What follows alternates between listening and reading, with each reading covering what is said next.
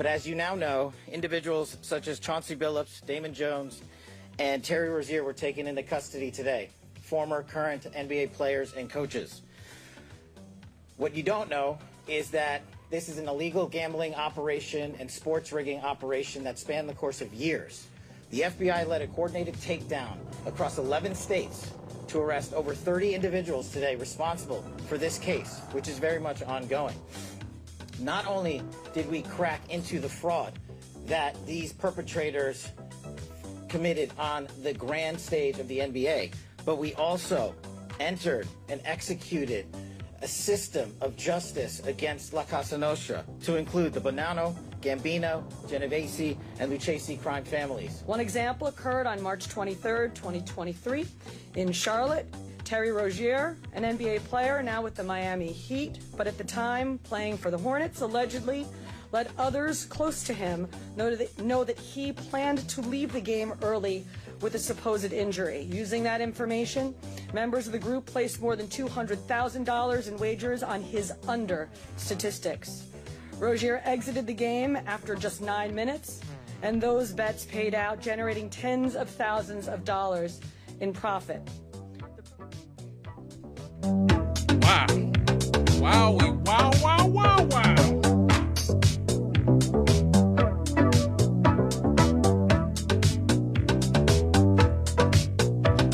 We're back, folks, here on WLTH 1370 AM. That's 92.7 in the FM dial. It is 7:23 in the PM here on Friday, October the 24th, 2025. And as you heard in the intro, the NBA is in the middle of a huge gambling scandal. And my God, it couldn't have come at a worse time. The season just started. Just started a few days ago. I was all happy because the Bulls won. And because, Victor Wembanyama's looking like the truth. And, my guy, VJ Edgecombe is looking incredible. There's so many different players, young, talented players. It feels like the NBA is turning a corner because they've had ratings problems over the last few years, and they've had style of play issues over the last few years. And it just looks like, wow, this is going to be something incredible to watch this year. And bam, they get hit with a huge scandal.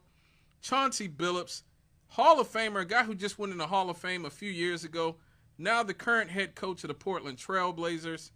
Terry Rozier, who's a guard, a veteran, been in the NBA forever for the Miami Heat. Damon Jones, who played with LeBron in Miami.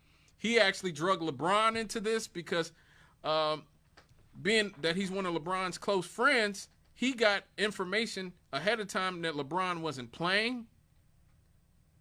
And so he told his friends to bet heavily on the Milwaukee Bucks, who were playing against the Lakers at that moment because LeBron, the Lakers star, was not playing.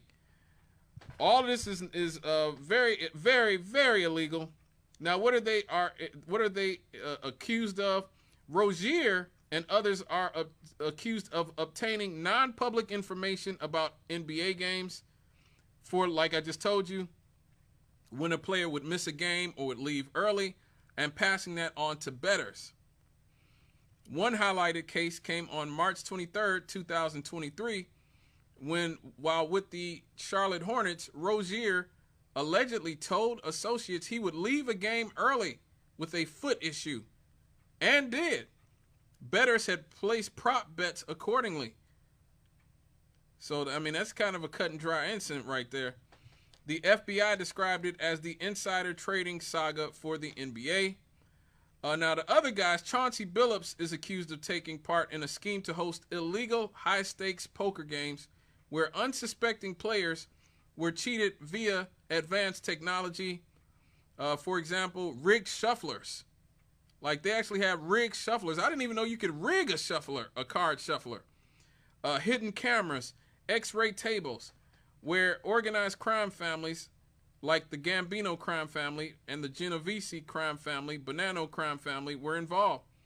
The poker scheme allegedly cheated at least $7 million from unsuspecting gamblers. the Mafia was allegedly paying the Portland Trailblazers coach to be the face to attract high rollers to rigged poker games with X-rayed tables. Some players even had contact lenses that could read through cards. Good Lord. Now, Billups and Rozier are facing federal charges, including wire fraud, conspiracy, and money laundering conspiracy. That is, you serve time in jail for that. The league has placed both Billups and Rozier on immediate leave, which is really unfortunate. A lot of us was rooting for Chauncey Billups to finally get a job in the NBA, a good job, and hold on to it. He was a really good player, a very smart player. Like I said, a Hall of Famer on, that great Detroit Pistons team from the mid-2000s. A very smart guy, considered a very good guy in the NBA. Not one of the knuckleheads, seen as mature in comparison to his peers. The NBA Constitution gives the commissioner broad powers to ban players or other covered persons found to have conspired to alter games or bet on their own sport. The scandal raises severe integrity concerns given the explosion of legal sports betting and prop bet markets. More than 30 people have been indicted here. 30 people spanning multiple states, both sports betting manipulation and organized crime, poker rigging. These are all things that the government takes very seriously. It involves a current coach and a current player in the NBA, which is going to put a lot of pressure on the league to do something. And you see these prop bets. Now, here's the problem. The NBA and the NFL and all these leagues have partnered with these sports bookies. We all knew. I never supported like fantasy football, any of that nonsense. Just watch the game. Enjoy the game. But everybody got involved with fantasy football. Everybody got involved with these poker, these betting sites, these gambling sites. And now it's about to go down. It is about to go down. It has not been publicly confirmed whether all the indicted individuals were aware that they were transmitting inside information or whether more NBA players, coaches beyond those were named will face charges. The exact financial figures for the sports betting part are less detailed than the poker scheme amount, though tens of millions were referenced. The final outcome, obviously, we'll see what's going on. But the NBA has had rumors about this for many years. Many, many years. People have said the NBA was rigged, was fixed. Most infamously, Game 6, I believe it was Game 6 or Game 7 of the 2002 Western Conference Finals, where the Los Angeles Lakers played the Sacramento Kings. To this day, it is considered the dirtiest, most suspect game maybe in NBA history. All these years later, 23 years later, so many people talk about how the game was obviously rigged for the Lakers to win and that the Sacramento Kings were cheated. And so many people made it look like crazy conspiracy theorists until some years ago, one of the NBA's own officials, a man named Tim Donaghy, came out and acknowledged that the referees themselves were rigging some NBA games. This is what he had to say. I do believe Allen Iverson knew this, and I believe all the players know this, that certain referees treat them much better than others.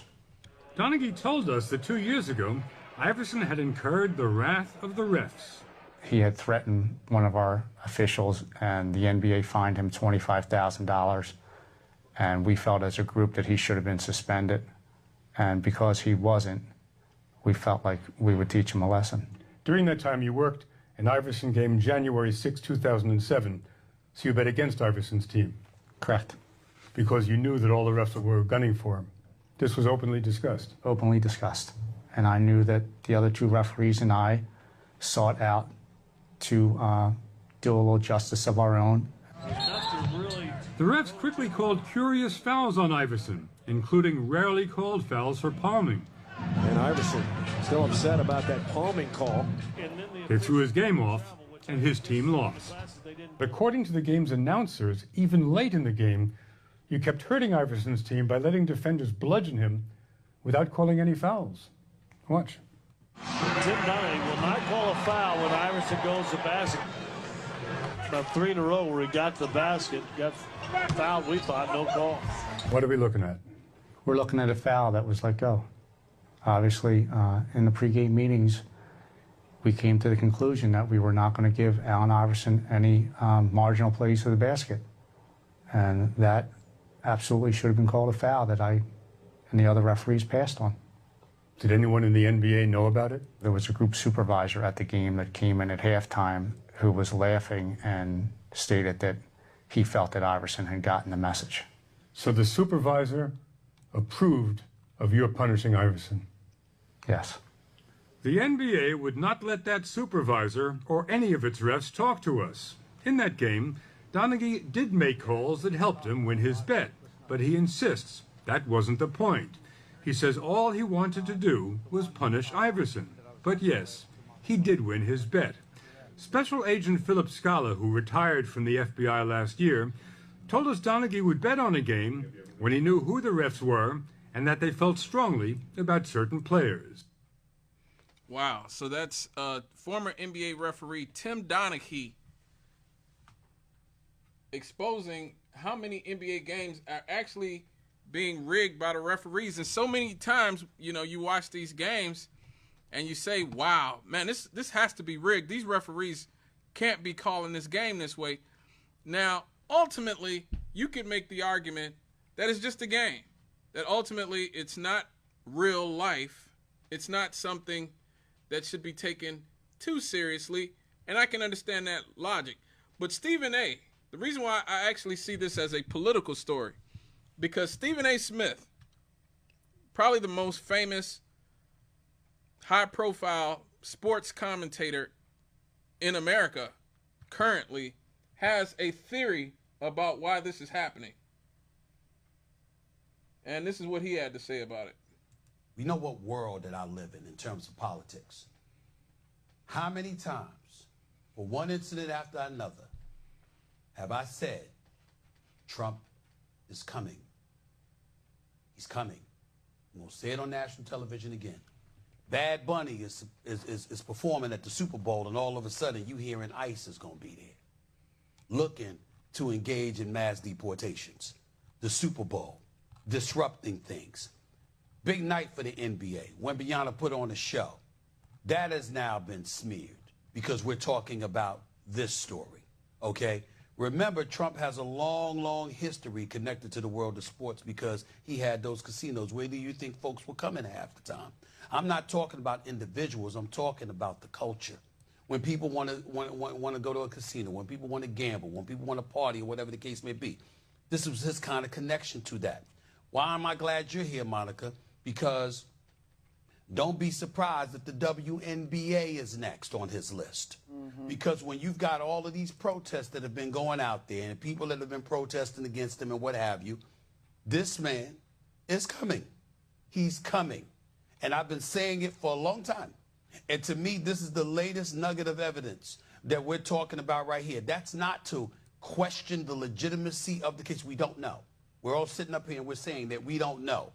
But anybody that has been around him, anybody that has talked to him, anybody that has seen his reactions from the sports leagues and the positions that people have taken, they are not surprised at what's going on today. I'm watching a press conference with the director of the FBI. Tell me when we've seen that. We've seen people, we've seen accusations before. We've seen athletes get in trouble with the law before. You don't see the director of the FBI having a press conference. It's not coincidental. It's not an accident. It's a statement. And it's a warning that more is coming. And that's what they're saying here. And everybody better, I'm just telling you, it's as serious as it gets. This ain't the platform for me to get into it the way I'm going to get into it. But I've been saying he's coming. He's coming because in his eyes, folks try to throw him in jail. In his eyes, he's innocent. They try to put me behind bars. I'm getting everybody. He's not playing. And so this, in a lot of people's eyes, talk to people in the NBA, talk to people in the NFL, talk to people in the world of sports. They think this is like the tip of the iceberg. These are the kind of words that are coming out of people's mouths. It's not a surprise. It's very disheartening. It's very concerning. We don't know where this is going to go. But this is just the tip of the iceberg. Everybody's better brace themselves because he's coming. So the way Stephen A. sees it, and I understand why he's saying that now looking at it, is that the Trump administration has sit there and for many years resented that they have lost the culture war when it comes to things like sports. Sports used to be very apolitical, but then somebody like Colin Kaepernick came around and made sports very political in the well, really it started with, I think, Trayvon Martin, the whole Black Lives Matter thing. That's when you first started seeing guys like LeBron and Carmelo and Chris Paul, and these guys started to dip their toes into the political arena. Because for the first half of his career, LeBron was like Michael Jordan and Magic Johnson and Dr. J and those guys who came along in the 70s and 80s who were very apolitical. And the reason that they were so apolitical was sort of as a contrast to the athletes of the 60s who were highly political, like Kareem Abdul-Jabbar, like Jim Brown, like Bill Russell, and obviously most famously Muhammad Ali. So the next generation was like, nah, we just gonna chill on the politics. The 70s and 80s generation said we're gonna chill on the politics. Even the 90s generation, the hip-hop generation, was not very political. Into the 2000s, LeBron and those guys were not very political early on. Then Black Lives Matter became a very popular cultural phenomenon in the early 2010s, around 2012, 2013, around the time of Trayvon Martin, and you started seeing guys wearing Black Lives Matter shirts. And then, and obviously in 2015, I believe it was 2015, 2016, you start seeing Colin Kaepernick. This is when it really becomes a very politically charged situation. Eric Garner happens. Guys start wearing I Can't Breathe shirts. You start even seeing guys like Kobe, who had never been political, Kobe Bryant, starting to wear I Can't Breathe shirts in memory of Eric Garner. You see the kneeling from Kaepernick. And the NFL players start kneeling in response to police brutality. And this is happening while Trump is emerging as this sort of right-wing demagogic figure who is running on the other side of the culture war. And so Trump is positioning himself after many years, like I always say, Trump, the con artist, after many years of being awarded awards from the NAACP and Jesse Jackson and helping to fund like the African American Museum and all these other things that Trump supposedly supported from the 80s, the 90s, the 2000s, etc. Now he's on the other side of the culture war from in terms of how he tackles these things. So now Trump is on the right wing, demagogic side of the culture war, and all these NFL players, they're all against him now. They are calling him a racist. They're saying all these horrible things. So Donald Trump is attacking Colin Kaepernick during his first term in office, and when he's running for office. He's attacking NBA players. LeBron James throws his support behind Hillary Clinton. A lot of these players throw their support behind Joe Biden and Hillary Clinton. And so now Donald Trump sees that whole, the sports, much of the sports world outside of UFC, which is run by a right-wing, or the Republican, should I say, Republican auteur, Dana White. But the rest of the sports are seen as being woke and being on the opposite side of Donald Trump. And so he's essentially seeing this as an opportunity to maybe hurt these leagues that have had so many players that have been anti-him. And that has been a theme of the Trump administration, at least the second Trump administration especially, which is I'm going to get revenge on everybody who has ever said anything bad about me. Anybody who says anything bad about me, anybody who's anti-me, makes any statements about me, I'm coming to get you. And I'm going to punish you. It's easy to say the president would not be that petty, but this president is that petty. This guy recently tweeted, I hate Taylor Swift. What did Taylor Swift have to do to him? Other than support, the Democrats.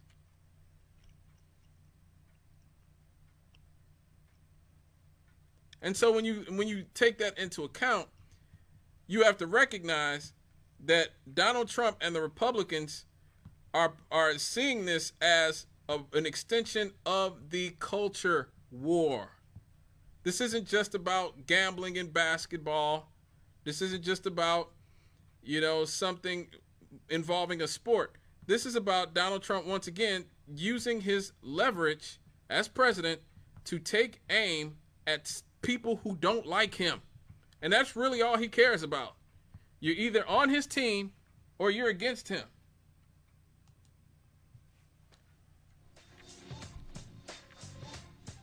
And these are millionaire athletes. These are millionaire athletes. These are multi-billion-dollar leagues. And so this is a test. If Trump can bring them to heel,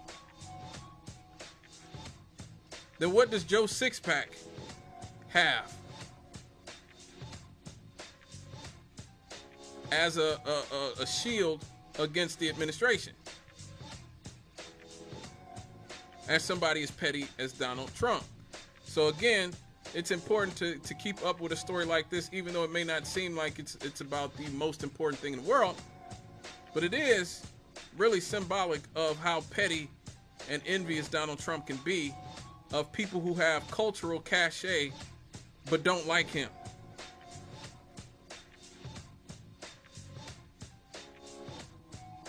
And so we'll keep abreast of this story. We'll do updates as the developments happen. When we come back, Reverend Al. Reverend Al was trending this week, and you won't believe why. We'll be right back after these.